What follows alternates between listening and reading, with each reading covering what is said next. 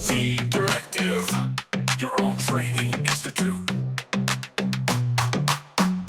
Feed Directive, your own training institute.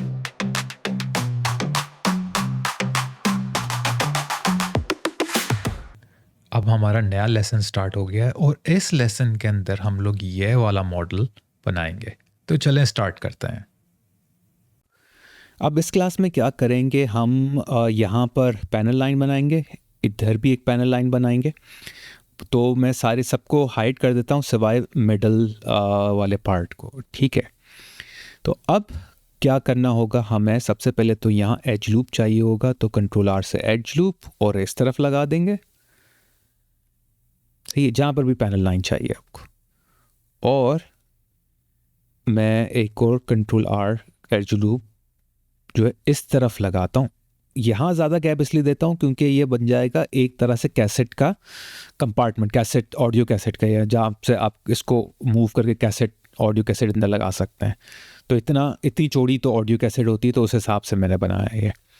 अब इस as loop को सेलेक्ट करता हूँ, ठीक है। पहले तो हम लोग ये मॉडिफायर्स और यहाँ से टेम्परेली ऑफ कर देते हैं। यहाँ इसको कंट्रोल बी से मैं बेवल कर देता हूँ। यहाँ से ज़्यादा करूँगा क्योंकि ये ओपनिंग यहाँ से जो है ना हिंज लगा हुआ होता है, जहाँ से कैसेट कंपार्टमेंट थोड़ा सा ऊपर होगा, ठीक है। और इसको ये सेलेक्टेड ऑलरेडी, और एक्सट्रूड जो है इसको पहले मैनिफोल्ड करके देखते हैं। इसको मैनिफोल्ड एक्सट्रूड करके देखते हैं हो रहा है सही या नहीं हो रहा, ठीक है। फिर अगर ये सही हो रहा है तो ये सही है, वरना हम लोग दूसरा कोई यूज़ करते हैं, ठीक है। तो ऊपर जाके देखते हैं, नहीं अब थोड़ा मज़ा नहीं आया इसके अंदर। तो मेरे ख्याल में ये इतना अच्छा नहीं लग रहा, सही। इसको भी ऑन करके देख लेते हैं, बल्कि इसको अनडू कर देते हैं। बजाय मैनिफोल्ड एक्सट्रूड के हम लोग एक्सट्रूड अलोंग नॉर्मल्स ही करते हैं, वही बेस्ट है। तो हम इसको अंदर की तरफ एक्सट्रूड कर देते हैं, एक्सट्रूड अलोंग नॉर्मल, ठीक है। और इसको ऐसी वैल्यू रख देते हैं कि हमें याद रहे, ताकि दूसरे वाले को भी एक्सट्रूड नहीं करें, -0.003, ठीक। अब मैं अपना ये एज लेता हूँ, ये सारे यहाँ से, बल्कि ये सारे फेसेस लेता हूँ, फ्रेम सेलेक्ट कर लेते हैं इसको, व्यू पे जाके उससे आप वैसे पॉइंट भी दबा सकते हैं नम कीपैड पे, और यहाँ पर आके ये वाला मैंने फेस डिलीट कर दिया है क्योंकि वो एक्स्ट्रा फेस एक आ रहा था जो बाद में प्रॉब्लम करेगा, तो मैंने वो फेस एक डिलीट कर दिया है। इसी तरह नीचे जाके भी ना जो फेस पंगा कर रहे होंगे उनको भी डिलीट कर सकते हैं, ठीक है।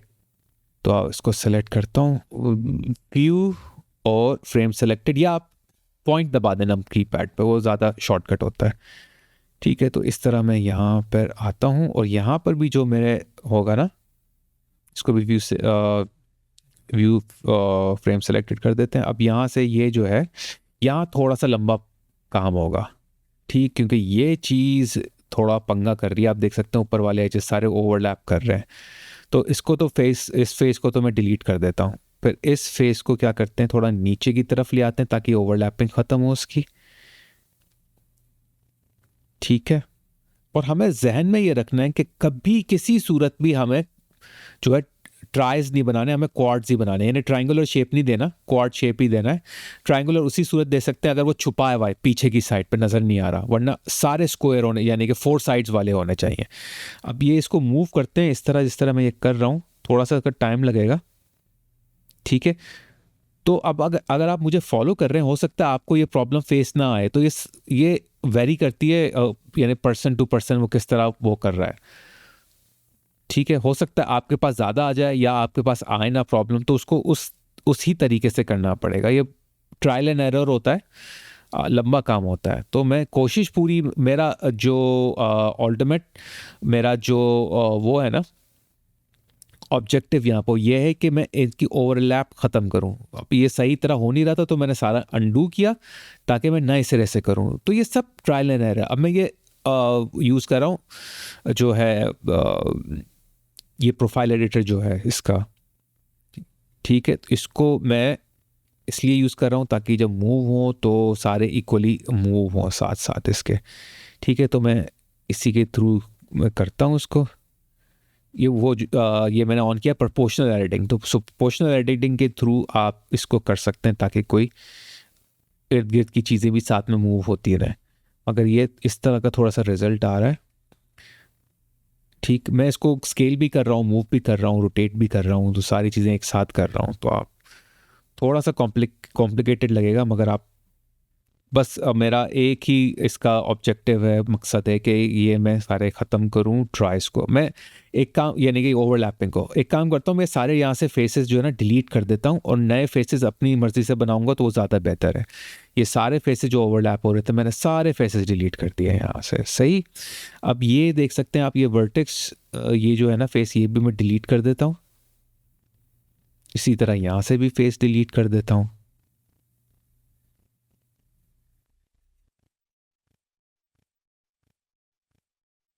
इधर इसको भी डिलीट कर देते हैं। सो सारे फेसेस लेके एक्स दबा के फेस डिलीट कर दिया मैंने। ठीक, अब क्या करते हैं, नए सिरे से अपनी मर्जी से हम लोग फेस बनाते हैं।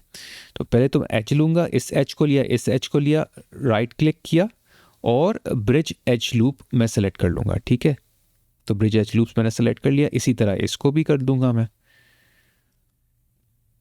ठीक है, इन सबको मैं लेता हूँ, राइट क्लिक करता हूँ, ब्रिज एज लूप कर देता हूँ, ये सारे इस तरह जुड़ जाएंगे। ठीक है, वैसे आप ये लूप टूल्स वाला ब्रिज भी यूज़ कर सकते हैं, आपकी मर्ज़ी है, मगर मैंने नॉर्मल ब्रिज यूज़ किया है। सही है, मगर एक और मसला यहाँ वो आ रहा है कि मुझे नीचे से फ्लैट नहीं चाहिए था। सही, तो मैं क्या करता हूँ, इसको यहाँ से लेता हूँ, प्रोपोर्शनल एडिटिंग पहले तो बंद करता हूँ अपनी, और स्नैप वर्टेक्स ऑन करके मैं इसको कर देता हूँ ऑटो मर्ज। और फिर उसके बाद मैं वर्टिसीज लेकर, पहले तो मैं इसके एच को वो कर दूँ, फिर हाँ, अब मैं वर्टिसीज लेके ना सारी इनको पहले एक्सट्रूड करूँगा एजेस को, जिस तरह मैंने आपको शुरू में बताया था, और इनके वर्टिसीज को जो है साथ साथ में वो करता रहूँगा, मर्ज, ऑटो मर्ज करता रहूँगा। तो एजेस लिए के मैं वो कर रहा हूँ। अब इस वर्टिस को यहाँ मर्ज कर दिया ऑटो मर्ज स्नैप करके, और इसको यहाँ कर दिया। तो मैंने स्नैप वर्टिसीज ऑन किया हुआ है और ऑटो मर्ज। तो अब आप देख सकते हैं कि ये इस तरह का यहाँ बन गया है। अगर ये इशू ये आ रहा है कि ये इसने ट्राई बना दिया, ट्राइंगल बना दिया है, ये अंदर की तरफ होगा, नज़र नहीं आएगा, तो इतना इशू नहीं है, मगर फिर भी कोशिश ये करा करें कि आप ट्राइंगल ना बने। आपका अगर बने तो, हाँ, ये ट्राइंगल नहीं है, सॉरी, ये ट्राइंगल था, ये ट्राइंगल नहीं था। चलो दोबारा अंडू कर देता हूँ इसको, फिर दोबारा से बनाता है। ठीक है, अब मैं क्या करता हूँ, ये एच लेता हूँ, ये वाला भी एच लेता हूँ, ये वाला एच लेता हूँ, और फिर एक्सट्रूड करता हूँ इनको ई दबा के, फिर यहाँ पर आके इनको इधर ऊपर की तरफ छोड़ देता हूँ। मुझे मर्ज नहीं करना यहाँ। ठीक है, मैं एक्स प्रेस करके यहाँ ले आता हूँ, और जो नीचे वाला जो है ना, नीचे वाले इसके जो वर्टिसीज हैं उनको मर्ज करूँगा मैं। पहले तो मैं इन वर्टिसीज को मैं ऊपर कर दूँगा। पहले तो स्नैप और ये ऑटो मर्ज ऑफ करूँ, ये ऑटो मर्ज हो गया गलती से क्योंकि मैंने ऑन किया हुआ था। अब दोबारा एक्सट्रूड करता हूँ एक्स प्रेस करके, ताकि एक्स की डायरेक्शन हो जाए।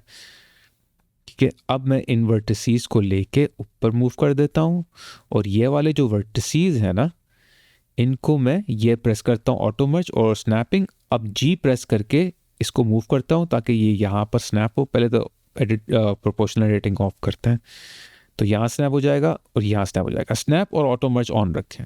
अब ये बेहतर बन गया है। ठीक है, इस तरह का शेप हमें दरकार था, इस तरह का शेप हमें चाहिए था। तो अब हम लोग एच लेके इस एच को थोड़ा सा नीचे की तरफ ले आते हैं। ठीक है, वो मर्ज हो गया फिर से। पहले ऑटो मर्ज को और स्नैप को ऑफ कर देते हैं, वरना वो ऑन रहेगा ना तो खुद ब खुद मर्ज हो जाएगा वो। तो हमें उसको जितना कोशिश है ना ऑफ करें तो ज़्यादा बेहतर है। अब ये थोड़ा सा शेप सही आ रहा है इसका, मगर ये थोड़ा सा शेयर्ड हो रहा है, यानी कि ये स्क्यूड हो रहा है उस साइड पे। ये आप उसको यानी कि सेलेक्ट करके एजेस को मूव कर सकते हैं। सही, तो मैं इनको सेलेक्ट करता हूँ एजेस को। पहले मूव करने की ज़रूरत नहीं है, इतना ज़्यादा वो नहीं हो रहा शेयर। उसको मैं बेवल कर देता हूँ, बहुत कम बेवल, वरना क्या होगा, ये मर्ज हो जाएंगे, यानी कि ये ओवरलैप हो जाएंगे एक दूसरे से, वो नहीं करना। और विड्थ टाइप विड्थ रख देता हूँ ताकि वो छोटा साइज़ पे वो हो, ज़्यादा विड्थ को वो अपना काउंट करे, ठीक है। और इसकी वैल्यू बहुत कम कर देते हैं, इतनी ज़्यादा नहीं, 0.001 नहीं, ये भी बहुत है, ठीक है, ये बहुत हो रही है। तो इसको भी 0.00, इसको 0.001 नहीं, पहले तो सेगमेंट देखते हैं कितने आ रहे हैं, ठीक है। यहाँ से देखते हैं, देख सकते हैं आप, वो मर्ज सही नहीं हो रहा, ठीक है। ये कुछ इशू आ रहा है यहाँ पर ना, बेवल, इतना ज़्यादा बेवल काम नहीं कर रहा है। तो पहले तो एक काम ये करता हूँ, इसको मैं मूव कर देता हूँ ऊपर की तरफ। बेवल यही रखते हैं, बस इनको मूव कर देते हैं ताकि जो है ना कोई ये इस पे इशू ना आए, बजाय उस बेवल छोटा रखने के। अब सही है ये, ठीक है।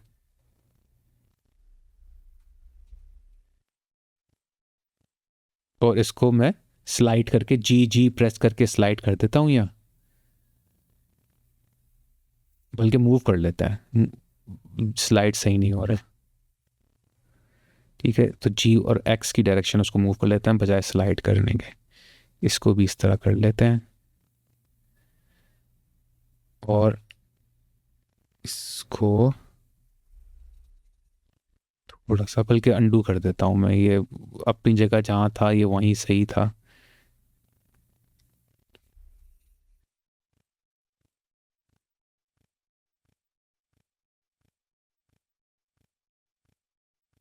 इनको वर्टिसीज को एक काम करते हैं, सेलेक्ट करते हैं वहाँ से, इनको यहाँ से सेलेक्ट करते हैं, ठीक है। और इनको S और X प्रेस करके X की डायरेक्शन में स्केल डाउन कर देते हैं, 0 प्रेस कर देता हूँ। तो उससे ये होगा, ये थोड़ा स्ट्रेट खुद ब खुद बन जाएंगे, ठीक। अब ये नीचे की साइड पर होगा तो इतना नज़र नहीं आएगा, और ये है भी बहुत छोटा, थोड़ा माइक्रोस्कोपिक है, ये एरर आपको इतना नज़र नहीं आएगा। मगर बताने का ये मकसद है कि छोटी सी भी छोटी चीज़ को ना आप ध्यान रखा करें। तो उसको मैं ऑन कर देता हूँ यहाँ पर, इसके मॉडिफायर्स। अब आप देख सकते हैं यहाँ पर ये ना शार्प लाइन बन रही है थोड़ी सी।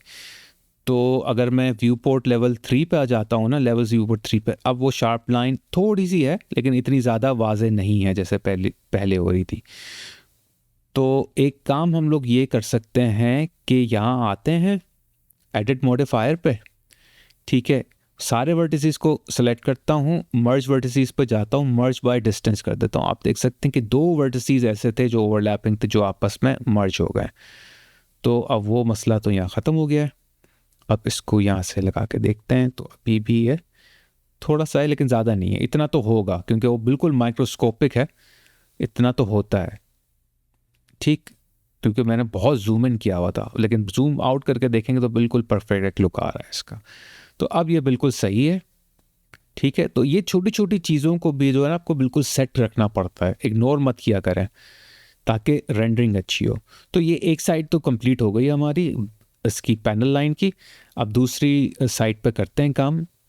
तो मैं ये पहले तो सब डिवीजन मॉडिफायर और स्मूथ मॉडिफायर ऑफ करता हूँ, इन एजेस को लेता हूँ ऑल्ट प्रेस करके। अब इसके साथ भी वही करना है, हमें बेवल करना है कंट्रोल B से, कोई सेगमेंट नहीं रखना, और उसको थोड़ा सा हम लोग नैरो बनाएंगे, पतला बनाएंगे, क्योंकि ये ओपनिंग साइड होती है ना तो वो थोड़ी सी पतली होती है, वो हिंज नहीं है यहाँ पर। फिर एक्सट्रूड अलोंग नॉर्मल्स करके इसको भी मैं उतना ही एक्सट्रूड कर दूंगा जितना उसको पहले वालों को किया था, सही। तो वही वाली वैल्यू मैं यहाँ रख देता हूँ जो वहाँ की रखी थी, -0.003। तो ये वैल्यूज़ आपको याद रखनी होती है, आप लिख लिया करें तो ज़्यादा बेहतर है, ताकि आपको जो है ना कंसिस्टेंट रहे सारा काम। फिर मैं क्या करता हूँ, उसको सेलेक्ट करके फ्रेम सेलेक्ट, व्यू पे फ्रेम सेलेक्टेड कर देता हूँ ताकि जूम इन हो जाए, और इस फेस को डिलीट कर देता हूँ। आप वैसे 0 बटन भी वो पॉइंट भी दबा सकते हैं नमपैड पर जूम करने के लिए, किसी चीज़ को सेलेक्ट करें, और या तो आप यहाँ से व्यू से फ्रेम सेलेक्ट कर दें या फिर पॉइंट दबा दें। अब यहाँ पर भी वही मसला आ रहा है जो वहाँ आ रहा था।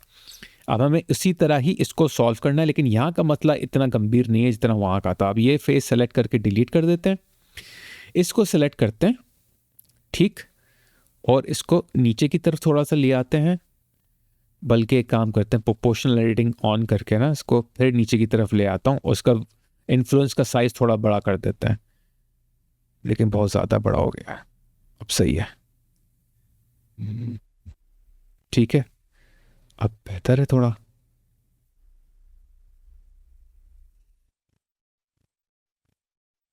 और अब ये जो वर्टिसीज है ना, इनको भी मैं नीचे की तरफ ले आता हूँ, जी प्रेस करके, या स्लाइड कर लें जी प्रेस करके, मगर स्लाइड से इतना अच्छा नहीं लग रहा था तो मैंने इसको मूव ही कर लिया। अब इन एजेस को ना एज के मोड से जाके सेलेक्ट करके एक्स की डायरेक्शन में मूव कर लें, ठीक है। प्रोपोर्शनल रेटिंग मेरा अभी भी ऑन है, इन्फ्लुएंस मैंने कम किया हुआ है। फिर इसको भी सेलेक्ट करता हूँ और एक्स की डायरेक्शन पीछे की तरफ मूव करता हूँ, सही। अब ये देखना ये टेढ़ा मेढ़ा हो रहा है, तो अब इसको सही करना पड़ेगा मुझे, ताकि ये टेढ़ा मेढ़ा ना लगे।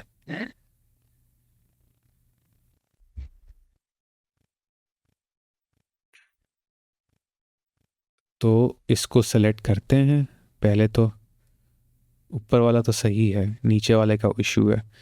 तो ये जो है ना, ये वाला वर्टिस, ये वाला वर्टिस, ये वाला, तो इसको मैं प्रेस करता हूँ एस, फिर वाई, ठीक है, और 0, तो ये बिल्कुल स्ट्रेट हो गया। अब मैं इसको यहाँ मूव कर लूँगा मूविंग टूल से।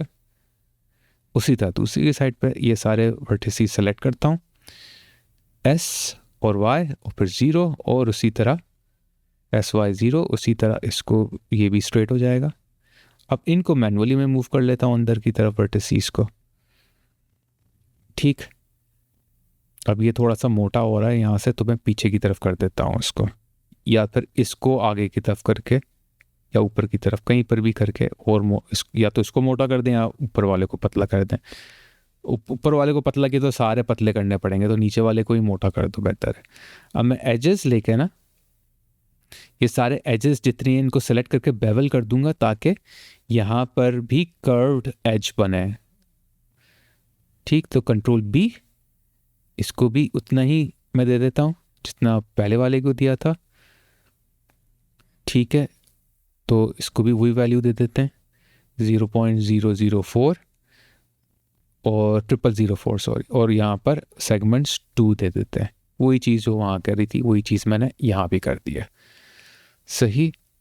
तो अब मैं इसको ये ऑन कर देते हैं। अब आप देख सकते हैं कि ये बिल्कुल सही इसका लुक आ रहा है एक तरीके से।